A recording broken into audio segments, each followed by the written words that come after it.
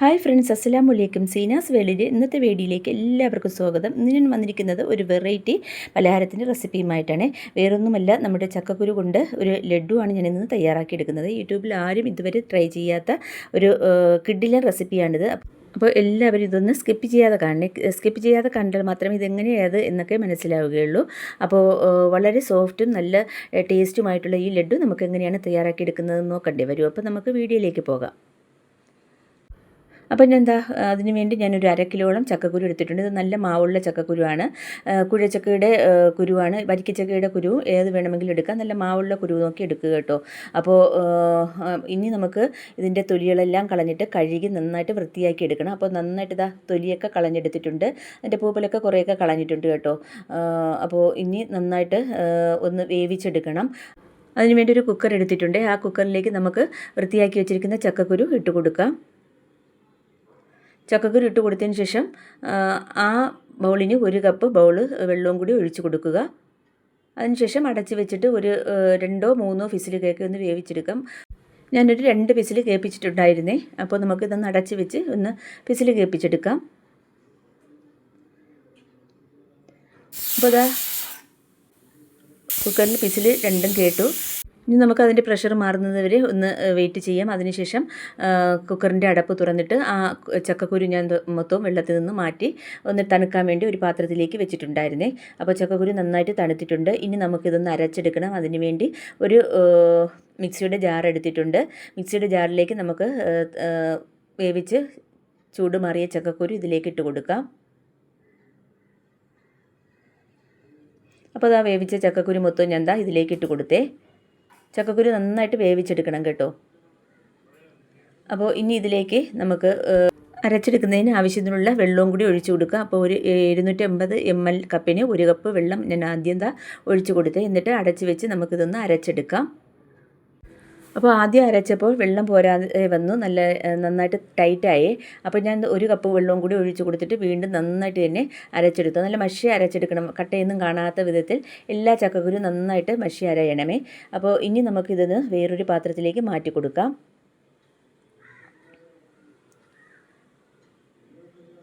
അപ്പോൾ അരച്ച ചക്കക്കുരുവിൻ്റെ മിക്സ് ഞാൻ വേറൊരു പാത്രത്തിലേക്ക് മാറ്റി കൊടുത്തേ. ഇനി നമുക്കിതിലേക്ക് 250 ml കപ്പിന് 1 കപ്പ് കടല മാവും കൂടി ഇതിലേക്ക് ഇട്ട് കൊടുക്കാം. എന്നിട്ട് ഇതൊന്ന് അരിച്ച് അതിലേക്ക് ഇട്ട് കൊടുക്കണം. അപ്പോൾ കുറച്ച് അരിച്ചതിന് ശേഷം പിന്നെ ഞാൻ ഇതിലേക്ക് ആവശ്യത്തിനുള്ള ഉപ്പ്, ഒരു 1/2 ടീസ്പൂൺ ഉപ്പും ഒരു 1/2 ടീസ്പൂൺ മഞ്ഞൾപ്പൊടിയും കൂടി ഇട്ട് കൊടുത്തിട്ട് ഇതെല്ലാം കൂടി ചേർത്ത് നന്നായിട്ടൊന്ന് അരിച്ചെടുക്കാം. അപ്പോൾ സ്റ്റീൽ അരിപ്പ് ഉണ്ടെങ്കിൽ അതിൽ കൂടി അരിച്ചെടുത്താൽ മതിയാകും. അപ്പോൾ സ്റ്റീൽ അരിപ്പയിൽ കൂടി ഞാൻ കടലമാവും മഞ്ഞൾപ്പൊടിയും ഉപ്പും എല്ലാം കൂടി ചേർത്തത് ഒന്ന് നമ്മുടെ ചക്കക്കുരുവിൻ്റെ മിക്സിലേക്ക് അരിച്ചിട്ട് കൊടുത്തേ. ഇനി നമുക്ക് ഇതൊന്ന് മിക്സ് ചെയ്തെടുക്കാം. ആ ചക്കക്കുരു അരച്ച മാവും പിന്നെ നമ്മുടെ കടലമാവും കൂടി നന്നായിട്ടൊന്ന് മിക്സാക്കി എടുക്കുക. അപ്പോൾ ഞാൻ കുറച്ച് മിക്സാക്കി എടുത്തു. ഇനി നമുക്കിതിലേക്ക് ആവശ്യത്തിനുള്ള വെള്ളം ചേർത്ത് കൊടുക്കണം. അപ്പോൾ അതേ കപ്പിൽ തന്നെ 1 കപ്പ് വെള്ളം ഞാൻ ഇതിലേക്ക് ചേർത്ത് കൊടുത്തു. ഇനി നമുക്ക് നന്നായിട്ട് ഇതൊന്ന് ഇളക്കി കൊടുക്കാം. അപ്പോൾ ഞാൻ സ്പൂൺ മാറ്റിയിട്ട് ഒരു വിസ്ക് എടുത്തേ. വിസ്ക് ആകുമ്പോൾ നന്നായിട്ട് പെട്ടെന്ന് മിക്സായി കിട്ടും. ആ കട്ടയൊക്കെ നന്നായിട്ട് ഉടച്ചെടുക്കുക. വെള്ളം നമുക്ക് ഒഴിക്കാതെ ആവശ്യാനുസരണം കുറേശ്ശെ ഒഴിച്ചു കൊടുത്ത് ഇത് നന്നായിട്ടൊന്ന് മിക്സാക്കി എടുക്കുക. അപ്പോൾ അത് നന്നായിട്ട് ടൈറ്റായിട്ടാണ് ഇരിക്കുന്നത്. ഇനി നമുക്ക് അതേ കപ്പിൽ തന്നെ 1 കപ്പ് വെള്ളവും കൂടി എടുത്തു കൊടുത്തിട്ട് അതിൻ്റെ പകുതി ആദ്യം ഒഴിച്ചു കൊടുക്കാം. അതിനുശേഷം വീണ്ടും ഒന്ന് ഇളക്കി കൊടുക്കാം.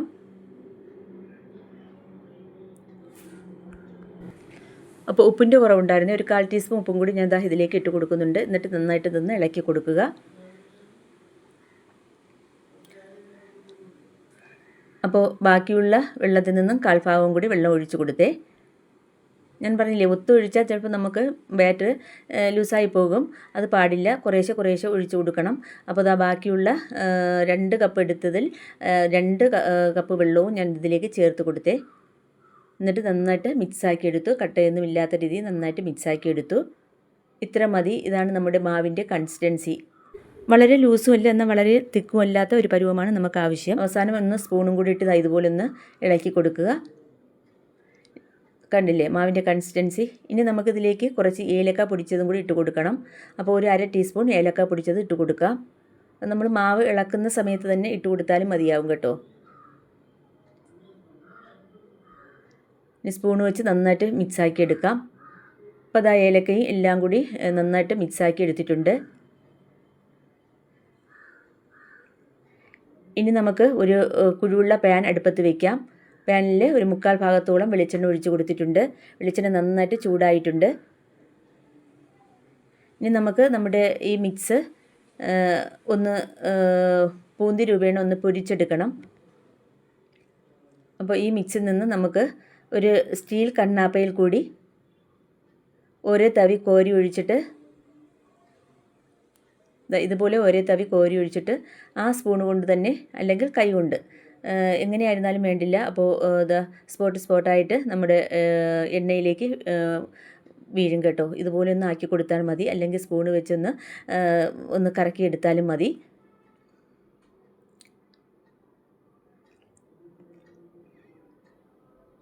അപ്പോൾ ആദ്യം ഒഴിച്ചത് മൊത്തവും ഞാൻ കൈകൊണ്ട് തന്നെ ഒന്ന് ചുറ്റിച്ച് മാവ് മൊത്തവും എണ്ണയിലേക്ക് ആക്കിയിട്ടുണ്ട്. ഇനി 1 മിനിറ്റ് നേരം കഴിഞ്ഞിട്ട് ഇതൊന്ന് ഇളക്കി കൊടുക്കാവൂ കേട്ടോ. കുറച്ച് ഒരു മിനിറ്റ്, ഒരു 2 മിനിറ്റൊക്കെ ആകുമ്പോൾ നമ്മുടെ ബൂന്തി നന്നായിട്ട് വെന്ത് കിട്ടും. കൂടുതലിട്ട് ഡ്രൈ ആക്കരുത്. അപ്പോൾ ഇനി നമുക്ക് എണ്ണയിൽ നിന്ന് ഇത് മാറ്റാവേ.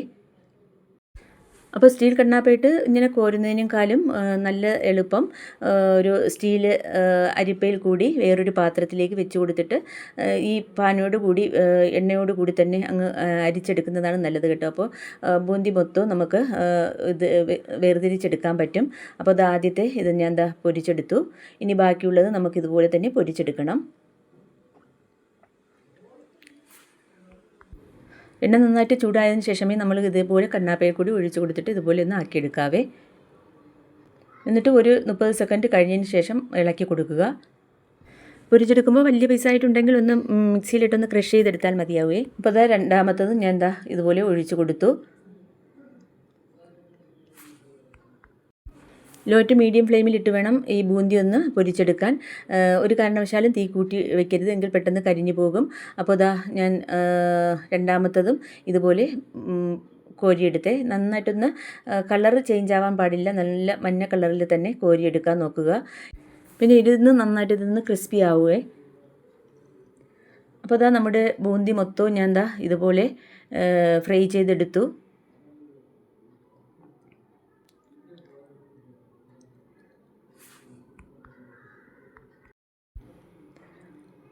അപ്പോൾ നോക്കിയേ, അവസാനത്തെ ബൂന്തിയും ഞാൻ കോരിയെടുത്തേ.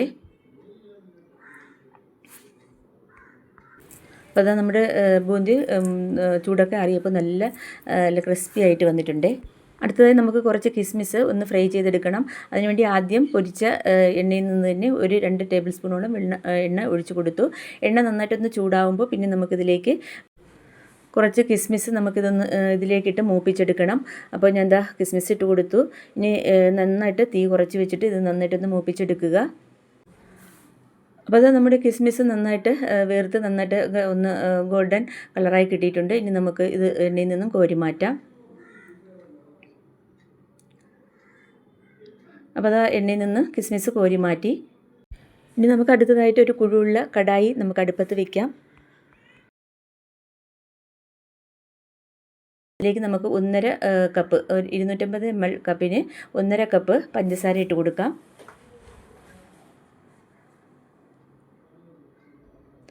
പഞ്ചസാര ഇട്ട് കൊടുത്തതിന് ശേഷം അതേ കപ്പിൽ തന്നെ 1.5 കപ്പ് വെള്ളവും കൂടി ഒഴിച്ചു കൊടുക്കാം.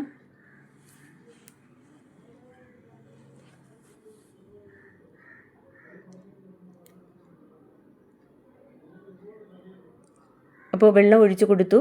ഇനി നമുക്ക് ഇത് ലോ ടു മീഡിയം ഫ്ലെയിമിലിട്ട് നന്നായിട്ട് ഈ പഞ്ചസാരയൊക്കെ ഒന്ന് ലയിപ്പിച്ചിട്ട് വെള്ളമൊക്കെ നന്നായിട്ട് വറ്റി കിട്ടണം. ഒരു ഒറ്റനൂൽ പരുവം ആയി കിട്ടണം. അതുവരെ നമുക്ക് നന്നായിട്ട് ഇതൊന്ന് ഇളക്കി കൊടുക്കാം.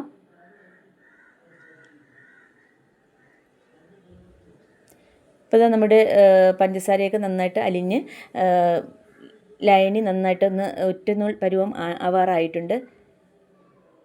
അപ്പോൾ അതാ നോക്കിയേ, നമ്മുടെ പഞ്ചസാര ലായനിയൊക്കെ നന്നായിട്ട് കുറുവി കിട്ടിയിട്ടുണ്ട്.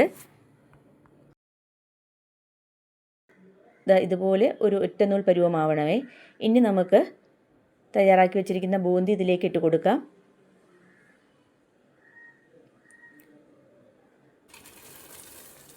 നല്ല ക്രിസ്പിയാണേ.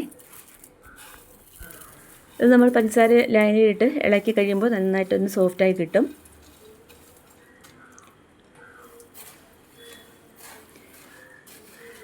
ഇപ്പോൾ ഞാൻ ബൂന്തി മൊത്തവും ഞാൻ നമ്മുടെ പഞ്ചസാര ലൈനിലേക്ക് ഇട്ട് കൊടുത്തിട്ടുണ്ട്.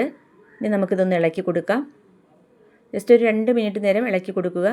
ലോ ടു മീഡിയം ഫ്ലെയിമിലിട്ട് വേണം ഇതൊന്ന് തയ്യാറാക്കിയെടുക്കാൻ. അപ്പോൾ പഞ്ചസാര പാവിൽ നന്നായിട്ട് നമ്മുടെ ബൂന്തിയൊക്കെ നന്നായിട്ട് ഇതായി കിട്ടിയിട്ടുണ്ട്. ഇനി നമുക്കിതിലേക്ക് ഒരു 1/4 ടീസ്പൂൺ ഉപ്പും പിന്നെ ഒരു 1/2 ടീസ്പൂൺ ഏലക്ക പൊടിച്ചതും പിന്നെ ഒരു നുള്ള് മഞ്ഞൾപ്പൊടിയും കൂടി ഇട്ട് കൊടുത്തിട്ട് വീണ്ടും നന്നായിട്ടൊന്ന് ഇളക്കി കൊടുക്കാം. ആ ലായനി ഒന്ന് വറ്റുന്നത് വരെ ചെറിയ തീയിലിട്ട് ഒന്ന് ഇളക്കി കൊടുക്കുക കേട്ടോ. അപ്പോൾ നന്നായിട്ട് പഞ്ചസാര പാവൊക്കെ വറ്റി നല്ല ഇതായിട്ട് കിട്ടിയിട്ടുണ്ട്. ഇനി നമുക്കിതിലേക്ക് കുറച്ച് നെയ്യ് ഒഴിച്ചു കൊടുക്കാം. ഒരു 2 ടീസ്പൂൺ നെയ്യ് ഞാൻ ഇതിലേക്ക് ഒഴിച്ചു കൊടുക്കുന്നുണ്ട്. എന്നിട്ട് വീണ്ടും ഒന്ന് ഇളക്കി കൊടുക്കുക. ഇപ്പോൾ നമ്മുടെ ബൂന്തി ഇവിടെ റെഡി ആയിട്ടുണ്ട്. ഇനി നമുക്ക് വറുത്ത് കോരി മാറ്റി വെച്ചിരിക്കുന്ന കിസ്മിസും കൂടി ഇതിലേക്ക് ഇട്ട് കൊടുത്തിട്ട് ഒന്നും കൂടി ഒന്ന് ഇളക്കി കൊടുത്തതിന് ശേഷം ഫ്ലെയിം ഓഫാക്കാം. എല്ലാം കൂടെ മിക്സായി വന്നതിന് ശേഷം ഞാൻ ഫ്ലെയിം ഓഫാക്കി. ഇനി നമുക്ക് ആ പാനിൽ നിന്നും വേറൊരു പാത്രത്തിലേക്ക് മാറ്റി കൊടുക്കാം. അതിൽ കൂടുതൽ നേരം ഇരുന്നാൽ കൂടുതലൊന്ന് ഡ്രൈ ആവാൻ ചാൻസ് ഉണ്ട്. അപ്പോൾ ഞാൻ വേറൊരു പ്ലേറ്റിലേക്ക് മാറ്റി കൊടുത്തു. ഇനി ചെറിയ ചൂടോടുകൂടി തന്നെ ഇത് ബോൾസാക്കി എടുക്കുക.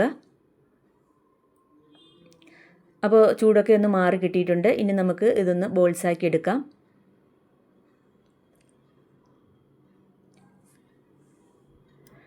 നമ്മുടെ കൈവെള്ളയിൽ ഒതുങ്ങുന്നത്ര ബൂന്തി എടുത്തിട്ട് നമുക്കിതുപോലെ തന്നെ നന്നായിട്ടൊന്ന് ഉരുട്ടിയെടുക്കാം.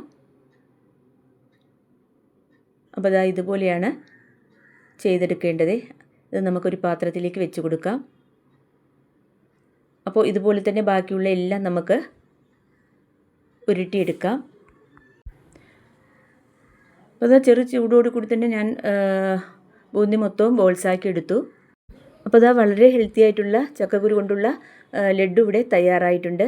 അപ്പോൾ നമ്മുടെ വീട്ടിലുള്ള ചക്കക്കുരു കൊണ്ട് ഇതുപോലെയൊക്കെ തയ്യാറാക്കി മക്കൾക്കൊക്കെ കൊടുത്താൽ വളരെയധികം ഹെൽത്തി ആയിരിക്കും കേട്ടോ. വളരെ ഗുണം ചെയ്യുന്ന ഒന്നാണ് നമ്മുടെ ചക്കക്കുരു. വളരെയധികം പോഷക ഗുണങ്ങളുള്ള ഒന്നാണ്.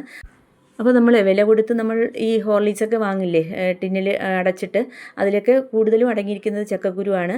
അപ്പോൾ നമ്മൾ വീട്ടിലുള്ള ചക്കക്കുരു നമ്മൾ വെറുതെ കളയും. നമുക്ക് വില കൊടുത്തുള്ള സാധനങ്ങൾ നമ്മൾ ആവശ്യമില്ലാതെ വാങ്ങിക്കുകയും ചെയ്യും.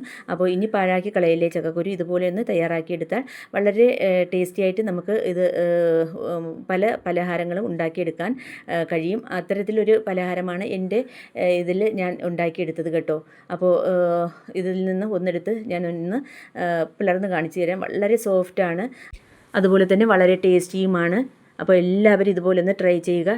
ട്രൈ ചെയ്തിട്ട് നിങ്ങളുടെ അഭിപ്രായങ്ങളൊക്കെ കമൻറ്റ് ബോക്സിൽ എഴുതി അറിയിക്കുക. കഴിവതും നിങ്ങളുടെ ഫ്രണ്ട്സിനും റിലേറ്റീവ്സിനൊക്കെ ഒന്ന് ഷെയർ ചെയ്ത് കൊടുക്കണേ, അവരും ഒന്ന് അറിയട്ടെ. എല്ലാവരും ഇതുപോലെ ഒന്ന് തയ്യാറാക്കി നോക്കൂ. വളരെ ടേസ്റ്റിയാണ്.